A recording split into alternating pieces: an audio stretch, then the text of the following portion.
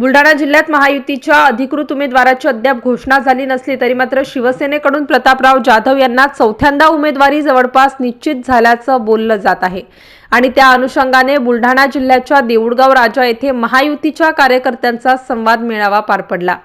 या मेळाव्यामध्ये प्रामुख्याने खासदार प्रतापराव जाधव, माजी मंत्री डॉक्टर राजेंद्र शिंगणे, माजी मंत्री डॉक्टर संजय कुटे यांच्यासह महायुतीतील सर्व पक्षातील प्रमुख पदाधिकारी व सिंदखेड राजा विधानसभा मतदारसंघातील कार्यकर्ते मोठ्या संख्येने उपस्थित होते।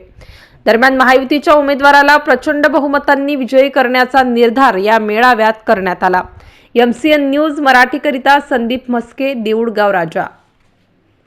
तिकडे लोणार पासून शेगाव पर्यंत, मेहकर पासून चिखली, बुलढाणा ते अजिंठा, बुलढाणा ते धाड, दुधा ते हातनी, नांदुरा ते जळगाव, नॅशनल हायवे 6 नंबर 4 पदरी झाला।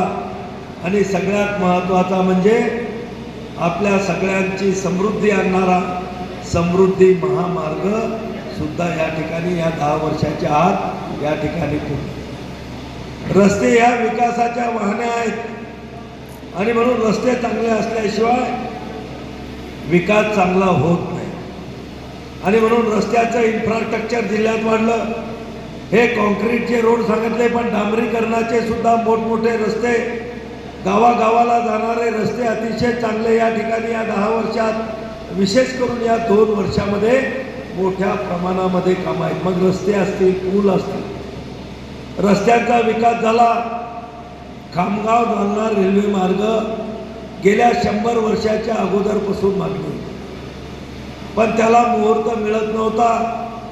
अनेक माझ्या अगोदरच्या खासदारांनी सुद्धा प्रयत्न केले असतील, मी सातत्यानं प्रयत्न केले, आपल्या या भागातले आमदार यांनी सुद्धा आपल्या विधानसभेमध्ये वारंवार हा विषय उठवला, पण याला मुहूर्त जो सापडला तो महायुतीच्या सरकारमध्ये केंद्राने त्याला मान्यता दिली आणि आपल्या या महायुतीच्या सरकारनं आपल्या या कालच्या कॅबिनेटच्या बैठकीमध्ये 50% निधी देण्याचं पत्र केंद्र सरकारला त्या ठिकाणी। बांधवांनो, मोठमोठी कामं ही आपण केंद्र सरकारच्या माध्यमातून केली पाहिजेत। आणि मग जेव्हा देशाची निवडणूक आहे तेव्हा जर आपण गल्लीतले विषय करत बसलो आणि हेवे दावे काढत बसलो तर मला वाटतं की देश आपल्याला माफ करणार आणि पुढची पिढी आपल्याला माफ करणार। आणि पुढच्या पिढीचं भविष्य उज्ज्वल करण्यासाठी आपल्याला काही गोष्टी सहन कराव्या लागतील।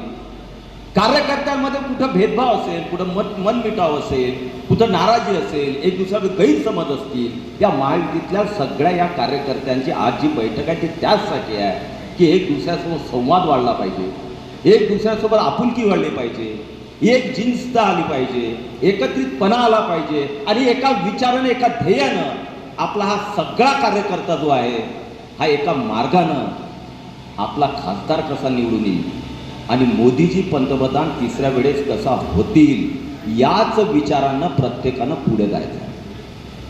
म्हणून सगळ्या गोष्टी गौण आहेत, सगळ्या गोष्टी गौण आहेत। कदाचित माझे कोणाशी पटत नसेल, काही आमच्यामध्ये विचारांची असेल, विचारांपेक्षा काही मतभेद असतील, मनभेद कोणामध्ये नाही आहे।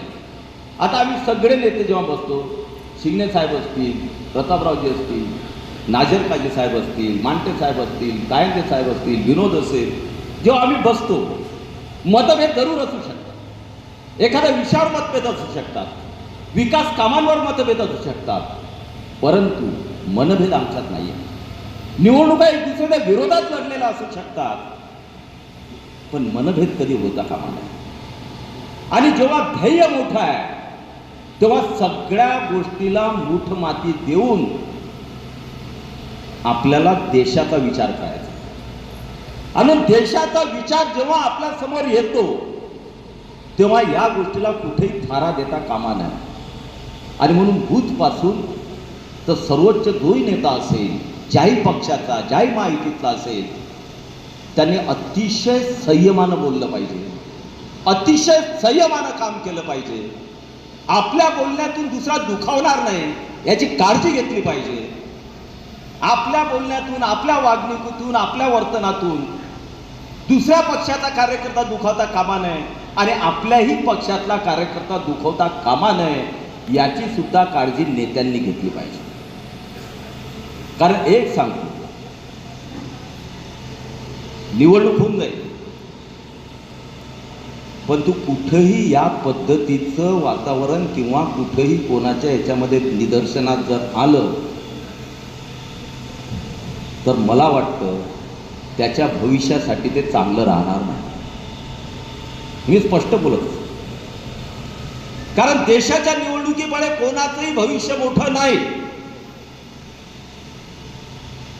आणि मोदीजी जर पंतप्रधान बनत असतील आणि बनणारच, त्यासाठी माझं भविष्य मोठं नाही, माझं मोठेपण मोठं नाही, मी काहीही नाही, ही भावना प्रत्येकामध्ये निर्माण झालीच पाहिजे. तेव्हाच आपण विजय मोठ्या फरकानं आपण प्राप्त करू शकतो. आणि कोणी किती वावडा उठू द्या,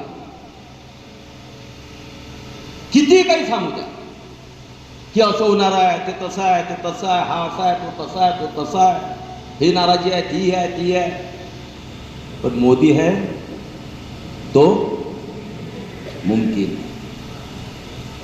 मोदी है तो मुमकिन है. इतना ध्यान में रखना चाहिए. आज मोदीजीच्या नेतृत्वावर तुम्ही एक लक्षात घ्या. आता आपण सगळे तळागाळातले आपण कार्यकर्ते, आपण वरचे आणि खालचे. कारण एक बघा, कोणत्याही पक्षामध्ये आणि भारतीय जनता पार्टीच्या सगळ्या कार्यकर्त्यांना माहीत आहे आज जे स्टेजवर आहेत आणि शिवसेना भारतीय जनता पक्षाचं सरकार महाराष्ट्रामध्ये स्थापन झालं.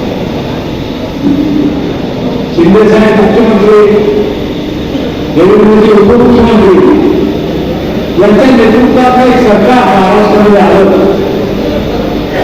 ज्याला डबल इंजिनचं सरकार आम्ही म्हणतो. ते डबल इंजिनचं सरकार महाराष्ट्रामध्ये आलं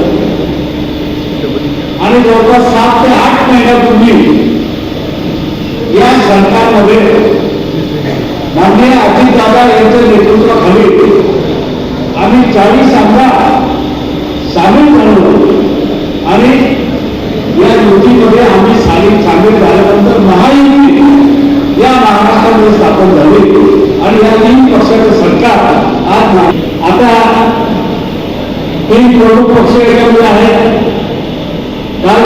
नवीन बातमी येऊन आली की या महायुतीच्या सरकारमध्ये म्हणजे ते डबल इंजिनचं आम्ही अजितदादा ट्रिपल इंजिन झालं होतं. या ट्रिपल इंजिनमध्ये विरोधवाद या पक्षामध्ये अनेक वर्ष काम करत होते. त्या मनसेचं इंजिन सुद्धा आता या ट्रिपल सरकारमध्ये 14 इंजिन आता या सरकारमध्ये आला. म्हणजे राष्ट्रवादी काँग्रेस, भारतीय जनता पार्टी, शिवसेना आणि मनसे